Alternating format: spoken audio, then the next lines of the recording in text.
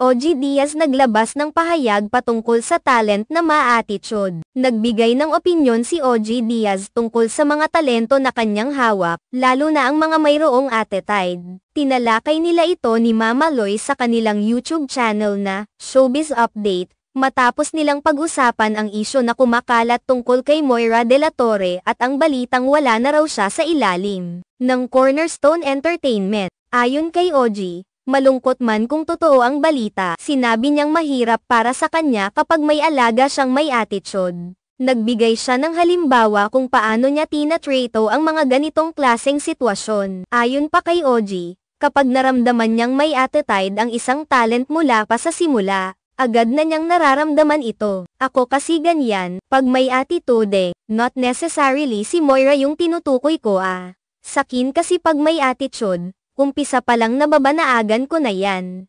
Pwede ko na siyang sabihan, swetuan, sawayin, pag hindi nagpasaway, pag hindi nagpasuheto, yun na, pwede ko nang biwatawan. Para kay OG, kung may attitude na hindi kayang itama o baguhin, hindi na siya magdadalawang isip na kausapin ito, at kung hindi magpapatalo o magpapasaway, maaari na siyang magdesisyon na bitawan ang nasabing talent. Bagaman hindi niya tuwirang sinabi kung sino ang tinutukoy niyang may attitude, inamin ni OG na mayroon pa ring mga pagkakataon na hindi lahat ng alaga ay kayang pagsabihan at baguhin. Ayon sa kanya, may mga pagkakataon din naman na kahit mayroong mga issues, natutugunan ito at natatapos ang kontrata ng maayos. Nabanggit din niyang, in fairness, tinapos naman niya yung contract sa akin, na nagpapakita na sa kabila ng lahat ng alitan o hindi pagkakasunduan, natapos pa rin ng talent ang kanilang kasunduan ng maayos. Para kay OG, importante ang respeto at pagiging propesyonal sa lahat ng aspeto ng trabaho, kaya't hindi rin siya magdadalawang isip na magbigay ng reprimand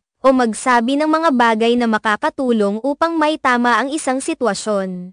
Ang pagiging malinaw at tapat ay isang mahalagang aspeto para sa kanya sa pamamahala ng kanyang mga alaga. Ang mga ganitong usapin ay nagsisilbing leksyon hindi lamang sa mga taong nasa industriya kundi pati na rin sa mga aspiring na artista o talent na gustong makapasok sa showbiz. Para kay OG, ang pagiging tapat at maayos sa pakikitungo sa iba ay may malaking epekto sa pangmatagalang tagumpay sa industriya. Gayun din, hindi sapat na mayroon lamang talento. Ang attitude at pag-uugali ay may malalim na epekto sa kanilang pangarap at karera.